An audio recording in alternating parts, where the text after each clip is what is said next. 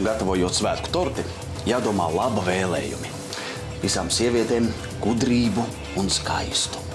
Gudrību un skaistu. Rīgas pedagoģijas un izglītības vadības akadēmija. RPIVA ir ar filiālēm bagātākā augstskola Latvijā. 8 filiāles lielākajās pilsētās.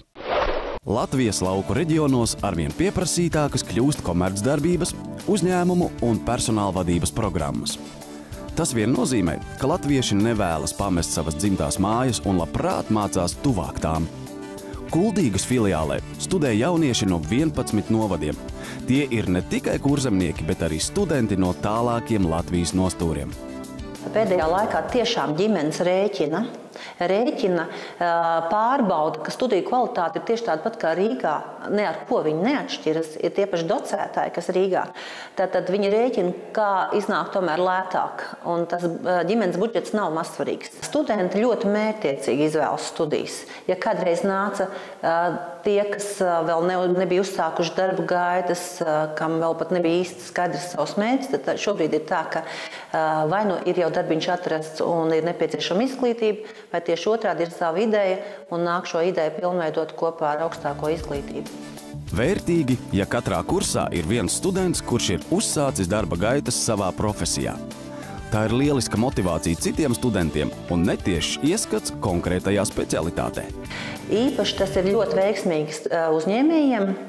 Ja kursā ir jau viens veiksmīgs uzņēmējs, kurš ir attīstījis savu uzņēmējdarbību un nodibinājis savu uzņēmumu, tad tas ir brīnišķīgs veiksmes stāsts pārējiem studentiem. Kad studenti dodas praksēs vai uz pirmsskolas izglītības iestādēm, vai uz skolām, vai uz uzņēmumiem, vai uz bankām, iestādes vai uzņēmuma vadītājs noskata jau nākošo savu darbinieku. Tad viņam ne tikai Kuldīgā ir ērti studēt tuvāk mājām lētāk, bet viņam ir iespējas darba tirgu arī uzreiz jau tikt pie darba. Studenti, kas izvēlējušies studijas kādā no filiālēm, ir uzticīgi uzņēmēji darbībai Latvijā.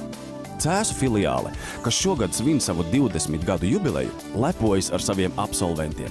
Viņi esot īsti Vidzemes patrioti. Viņi vada lielākus un mazākus uzņēmumus visā Vidzemē.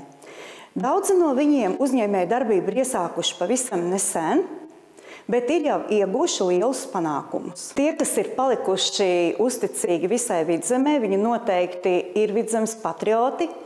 Viņiem ir droši vien stabilas saites ar saviem vecākiem, un viņi ir palikuši uzticīgi Cēsim, un viņi ir tie, kas saka, es ļoti mīlu savu dzimto pilsētu Cēsis.